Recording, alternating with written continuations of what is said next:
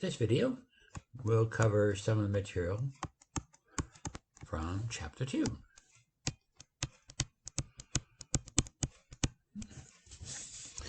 So first off, a few terms. So first one is a relation,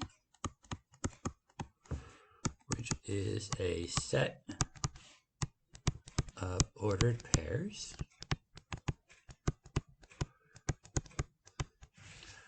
And then from there you get to a function. And for here you have for every x only one y value. So let's first do a couple examples. That's what these are. So let's say here I have 4, 7, 5, 8, 6, 12, 7, 15, and then for my other set, let's say we have 3, 5, 4, 15, 6, 15, and 3, 12. Right? So I have two examples, one in red, one in blue. One is an example of a function. The other one would be an example of a relation. Right? So, again, for a function to be a function, for every x there can only be one y value, and that is true for the one that I have in red. So this is indeed a function. Right? But if I look at the numbers, the set I have in blue, I see for the one x value 3, I have two different y values. One that goes to 3, 5, the other one that goes to 3, 12. So this is not a function, but it would be a relation, right? So that's the difference. The other thing then is, given an equation, can you tell if it's a function or not? So if I had y equals 2x plus 5, right? Well, for every x number I plug in, I am only going to get one number out. So this is indeed an example of a function. And then if I had y equals the square root of x, well, this is not a function. And so by way of example, what if I said y equals the square root of 25? Well, it ends up here. There actually are two answers. You would have plus or minus 5. Okay. Okay. So in terms of equations, let's go back to this. Y equals, if I had y equals x squared plus 3x minus 2. Well, this is a function because every time I plug in the x, I'm going to get one number. But if I tell you that x is 3, and I want to know what is the corresponding y value, well, that would mean y is going to be 3 squared plus 3 times 3 minus 2. And if we do that out, we end up at 16. Yeah. Well, then you get to this thing called function notation. And so we said in my equation there was a function. And so I could have f of x is equal to x squared plus 3x minus 2. So basically the f of x really is just taking the place of my y. And now if I ask what is the f of 3, well, this would mean, okay, we want to know what is 3 squared plus 3 times 3. And I get the same number. I get 16. Now, other thing you'll see in the chapter is this idea, a thing called the difference quotient.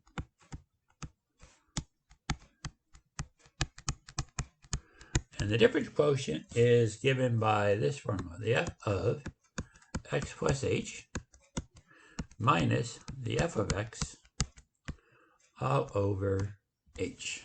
Right? So let's say I had my f of x is going to be x squared plus 3x minus 2. Well, then the next thing I need to know what is the f of x plus h. So what that means is everywhere I see the x, we're going to plug in the x plus h. So x plus h squared, 3 times x plus h minus 2. So this means x plus h times x plus h. And so if I do this out, I get x squared plus 2hx plus h squared plus 3x plus 3h minus 2. Okay. Well, we now know what the f of x is. We know what the f of x plus h is, so now we can plug it into that whole formula. And so we have x squared plus 2hx plus h squared minus 3x plus 3h minus 2. All of this minus the f of x, which was x squared plus 3x minus 2. And all of that over h. Well, now if I look at this, some of this stuff will go away. So we have an x squared minus an x squared. We have a, actually this should be, let me change this, that should be a plus 3x. We have a 3x minus a 3x, so that will go away. And then we have a minus 2 minus a minus 2, that'll go away. So what's left? Well, what is left is 2hx plus h squared plus 3h all over h. And then if I look at that, we see that h is common to everything in the top, so we can factor the h out. So we get h, 2x plus h plus 3 all over h. And then the h's will cancel. And we're left with the final answer of 2x plus h plus 3. And so we have done the difference quotient. All right. Other terms you'll see in this section is you get to the thing called domain and range. So domain refers to the x values, and then the range refers to the y values. Right? So if I said f of x is equal to x plus 3, and I want to know what is the domain and what is the range. Well, the domain, well, I could plug in whatever number I want for x, and so I could get anywhere from negative infinity to positive infinity. Right? And this type of notation is called interval notation. And because you can never actually be infinity, that's why we have parentheses. And then my range is I also get every number out here. Right? From that to that. Right? Right? Well, we could also look, what would happen if I had something like this? F of x is equal to 4x over x minus 5. And here I just want to know, what is the domain? Well, if I have an x in the denominator, then the one number we cannot divide by is 0. And so x minus 5 cannot equal 0. And if I solve that for x, bring the 5 over, we find out that x can be every number but 5. Now, in terms of interval notation for this one, it gets a bit messier because now it's going to be all the numbers from negative infinity up to 5, but it cannot be 5, so we use parentheses, union with all the numbers that are greater than 5. And so we get that, right?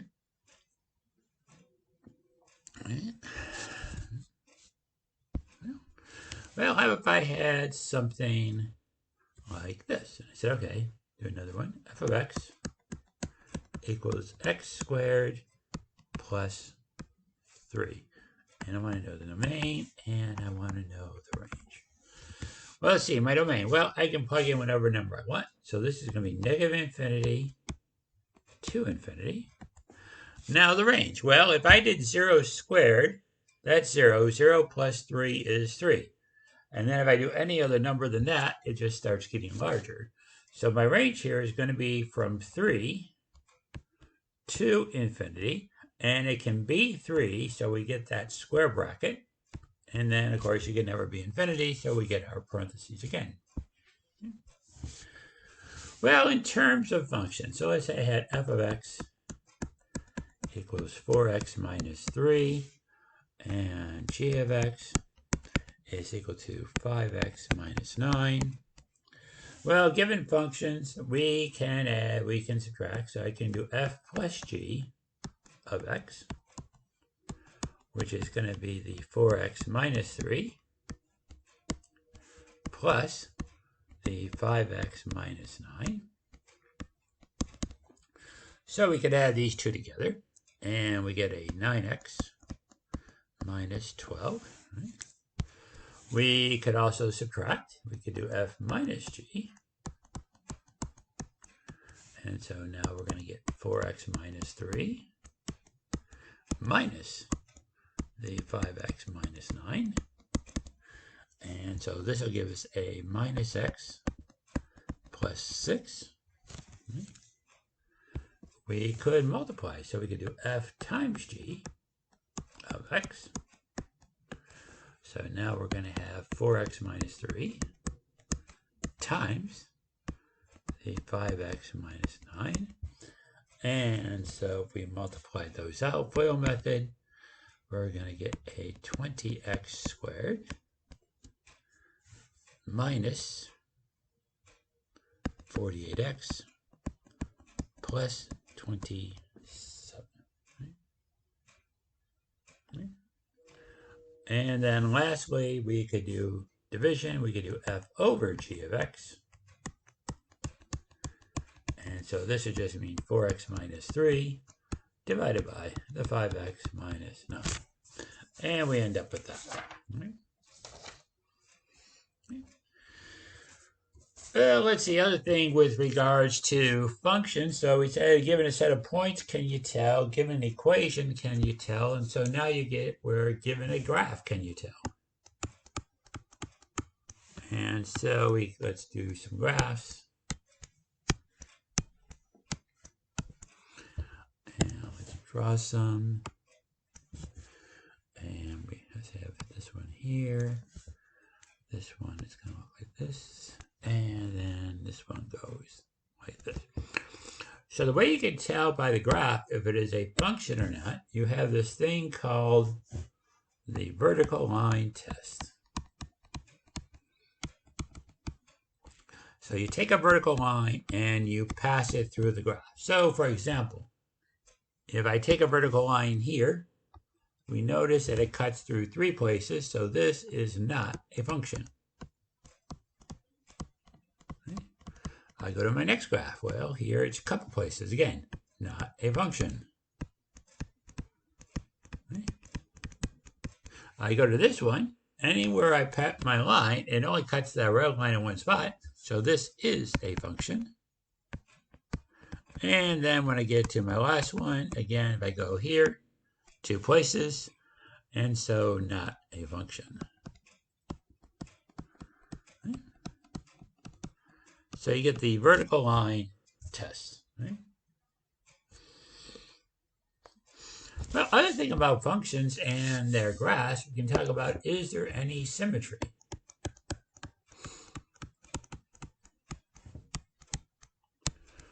So are they symmetric?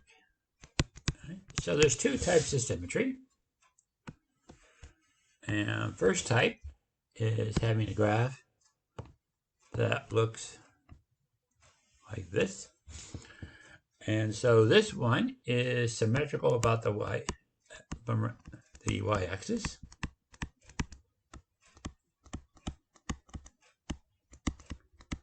And this type of symmetry is called even symmetry.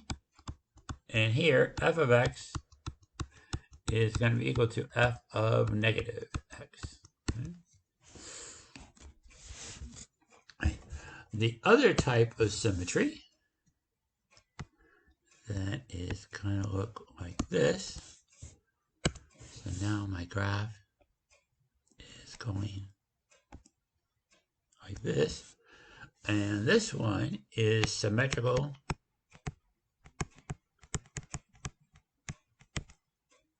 about the origin, which is where the x and y axis cross each other. And this type of symmetry is called odd.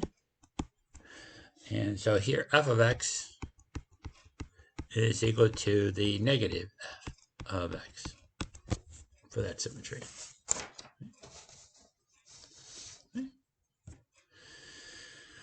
Well, the other thing we could talk about in terms of our functions is given something like this.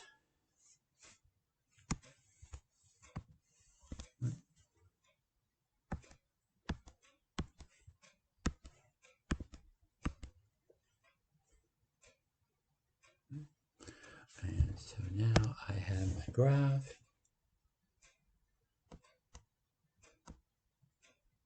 Going like this. Here. And going here. And so we first draw my picture here. And then it goes like this. Right? So there's my graph. And so I'm going to make these points bigger. Here. There's one here. There's one here. Right? So I can look at the slope and what's going on. We got to look at this in terms of going from left to right. And so we notice that here it's increasing. Here it's constant. Here it's decreasing. And then here we're increasing again. Right? So if we look at this and we say, okay, where is it increasing? Where is it decreasing? So it's increasing. Right? And so we're going to look at this in terms of what's going on with the x. So it's increasing from negative infinity to negative 1. Okay? So it's increasing from there to there. Right? And it's also increasing from 3 to infinity. Right? So it's increasing on those two intervals. Right? And it is constant from negative 1 to positive 1. And then lastly, it is decreasing from 1 to 3. And again, we do this just in regards to the x numbers. Okay?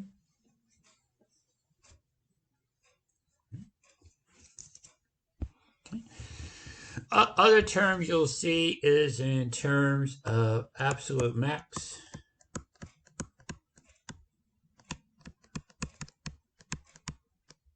and absolute minimum.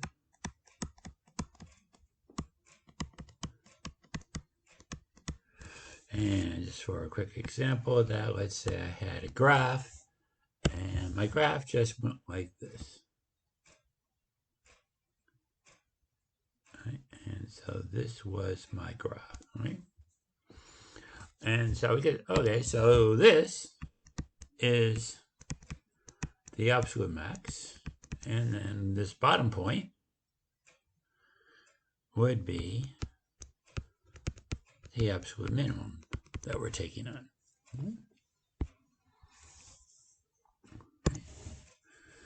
Other definitions, average rate of change. Average rate of change really is just slope.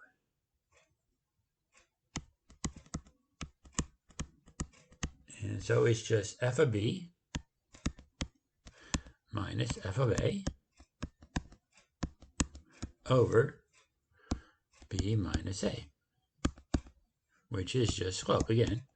Basically, it's the same equation as saying y2 minus y1 over x2 minus x1. Right? The chapter also mentions basically a library of functions.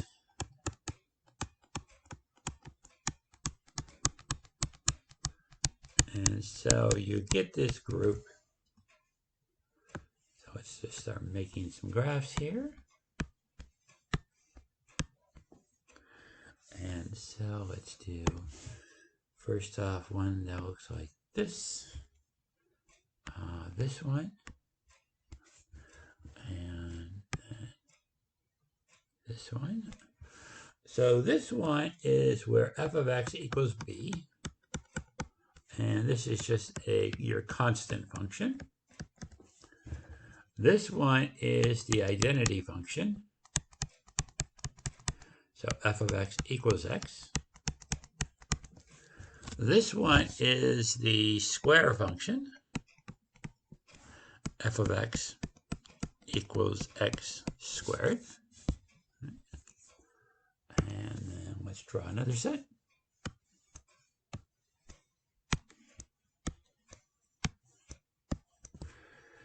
And so my next one is going to look like this.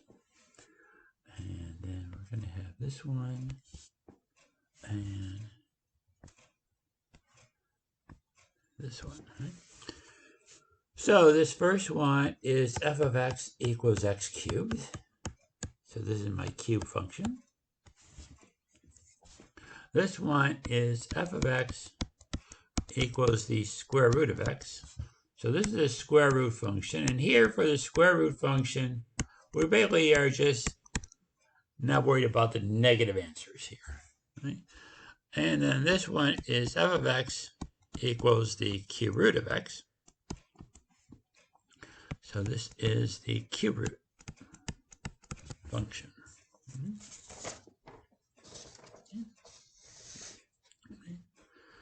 Okay. And then a couple more for the list here. And so we then have these two. And so this one.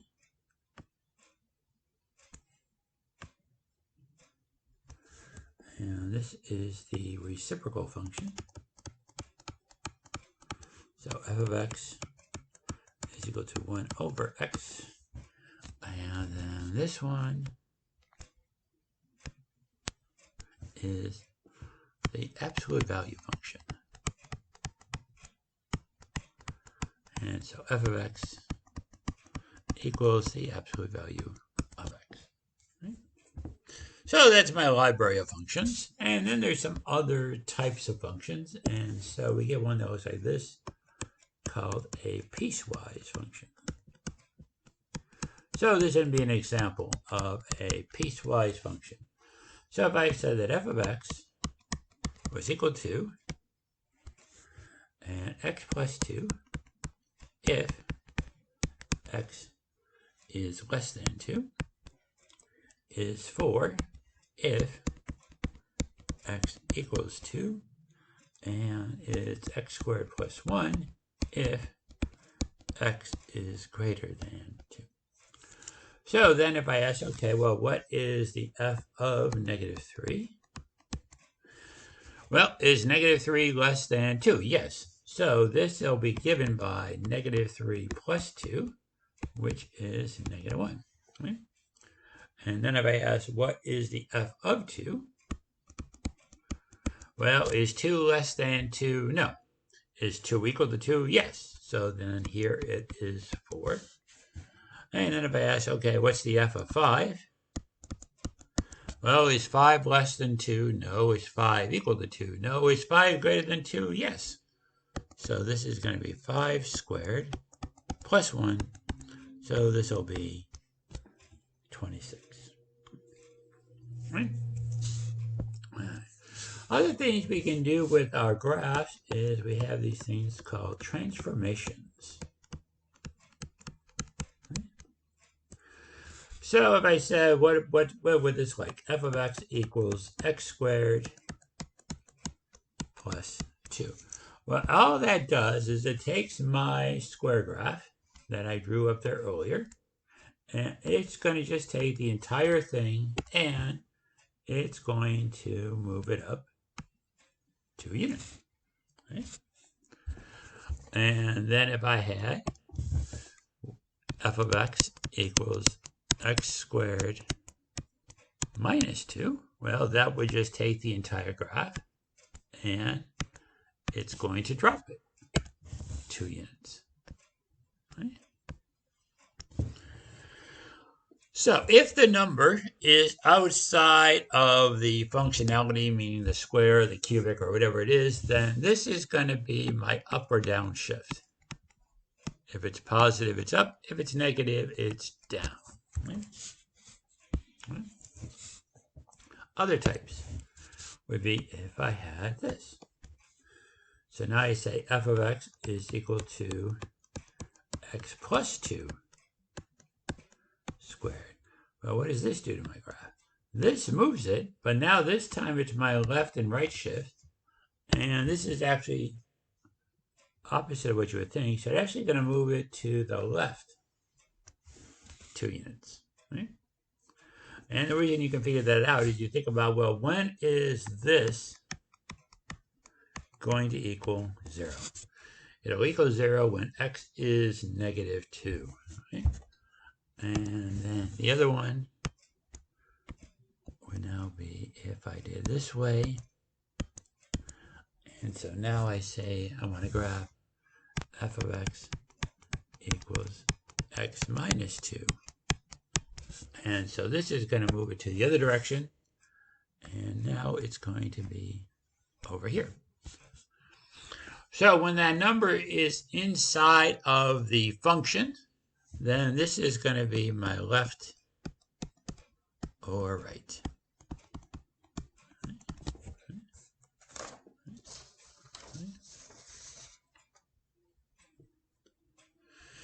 Other thing we can do with our graphs, we can multiply by a constant.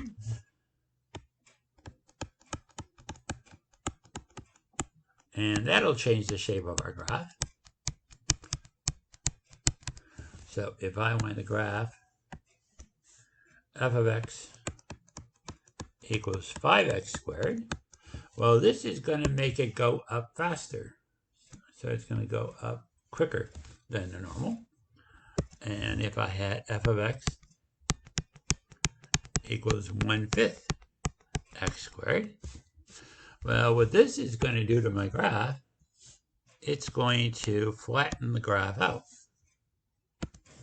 So now it's going to make it flatter. Right? Right? And just a couple other things we can do with our graphs. And so if I had f of x equals the square root of x, that is going to be this graph. And then if I graph f of x equals the square root of negative x, that is going to be this graph. So we can reflect it about the y-axis. And then lastly, if I had f of x equals square root of x, which will be this graph again. And then if I graph f of x equals the negative, then this is going to be this graph. And so we can also reflect it about the x-axis. And that will conclude this video.